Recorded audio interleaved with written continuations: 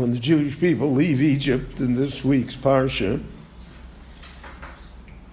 so there are two different methods of guidance of the Jewish people that are exhibited, so to speak, by heaven. One is more natural,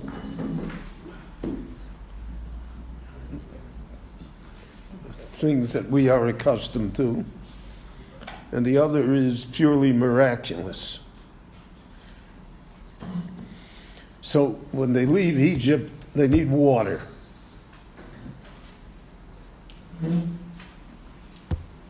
Where can they get water? So the Torah tells us the story of Morah. They come to an oasis, and they think they're going to have water, and there is water there, but the water is not potable, it's not drinkable. Lishtos mayim imora, ki morim heim al kein kora shmo mora. So we have 3 times in the pasuk the word mora. So it's really bitter. So what happens? So now we have to resort to a miracle. By Areo Hashem eats, the Rebbeinu Shalom shows Moshe a branch of a tree. He takes the branch and throws it into the water. Vayimteku hamayim, and the water becomes drinkable, sweet. You're able to drink it. So all the Meforshim wonder, why does God? What does He need the eights for? And we're going to take water from the rock, or we could take the water from berel shel Miriam that's going to accompany them in the desert. Now, what is this illustration that the Chumash gives us here, that Moshe has to somehow sweeten the water with a miraculous branch? Rashi says it's an olive tree branch. Rashi says that it's a double miracle because the water was bitter and the branch was bitter and everything came out sweet anyway. So the Meforshim dwell upon this, and they say one idea that the Rebbeinu Shalom is exhibiting. This is a people that comes out of Egypt as slaves. Their relationship, so to speak, to heaven is very tenuous. And we see that in the entire story of the Dor HaMidbar. So the Rebbeinu Shalom wants to show them through various means that they have to rely upon God. And that even in a natural sequence, they're also relying upon God. Moshe will say it at the end of his life. We'll have in Chumash Dvorim that he will say to them, Ki lo ala lechem levado yichya adam, ki al kol motza pi Hashem yichya adam. Whatever God says, that's what it's going to be.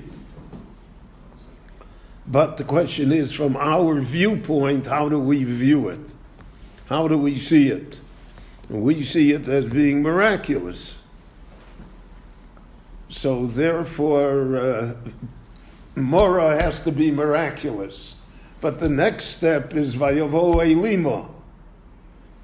They came to an oasis, and at the oasis there really was, there was a yellow store, and there was, anybody awake? Yeah. And, there were date trees and palm trees and water and wells, and so that's all natural.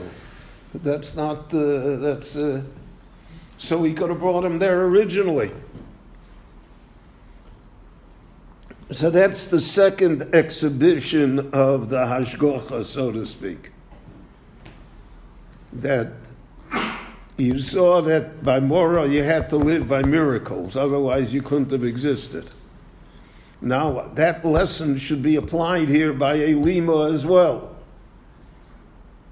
That Elima is no less of a miracle than Morah.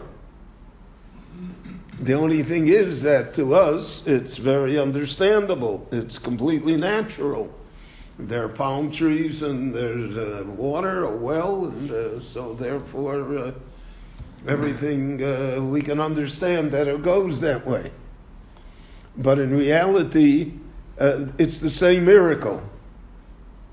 This is how you're going to be preserved in the desert. But it's not only how you're going to be preserved in the desert, you're going to be preserved throughout history by this combination. So sometimes the miracle is obvious, as it is by Morah, and as it will be by the Mon. And sometimes the miracle is not obvious, as it is by Elima, and it is by Yoshua fighting the war with Amalek. So that's natural, so to speak. That's we expect these things. We're able to deal with them. But the Torah wants us to realize that both of these things are part of the heavenly hashgacha, that this is how we operate. And that's why we say in davening, right, Val nisecha, niflosecha, shebachol yom. But God, every day is a miracle. It's not a miracle, it's normal. Yeah, but normal is also a miracle. So that everything that exists here has this quality to it of being miraculous from the Rabbanu Shalom. And all of this will serve as an introduction to the Jewish people to Maimon Har Sinai.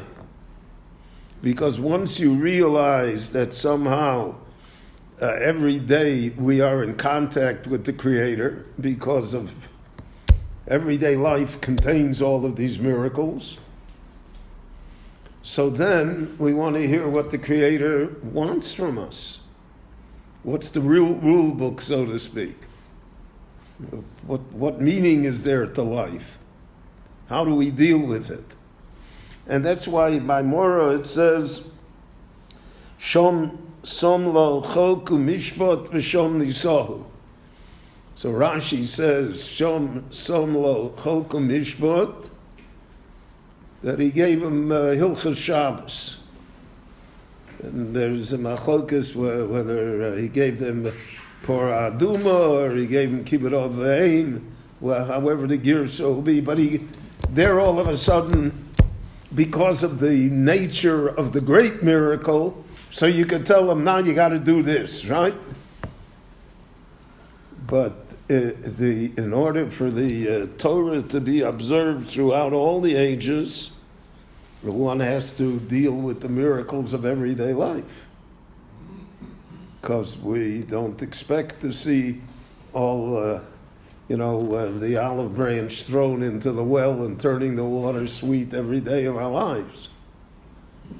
So therefore a person will say, well, I don't have to do it. It doesn't apply to me. It doesn't speak to me, etc. In order to ward off that idea, so the introduction of the Jewish people before they get to Har Sinai, the introduction to the Jewish people is this appreciation of how to see life and how to see events that occur, both personal and national, and be able to judge them. And that's why it says, Shom som lo chokum mishpat v'shom niso. That's the chokum mishpat. And that's always the challenge. Shom niso, that's the challenge. And niso is also mloshen nes. The nes itself is the challenge.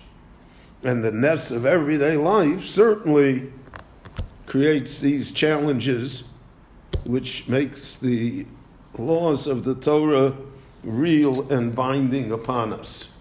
Rabbi Chananya ben Akashi Omer Rotza Kadosh Baruch Hu L'Zakas Es Yisrael Lefichach Chirba Lahem Torah Mitzvot Shenemar Anoi Chavei Zaman Tzidko Yagdil Torah V'Yadir. Gadol Lit Kadosh Miravav.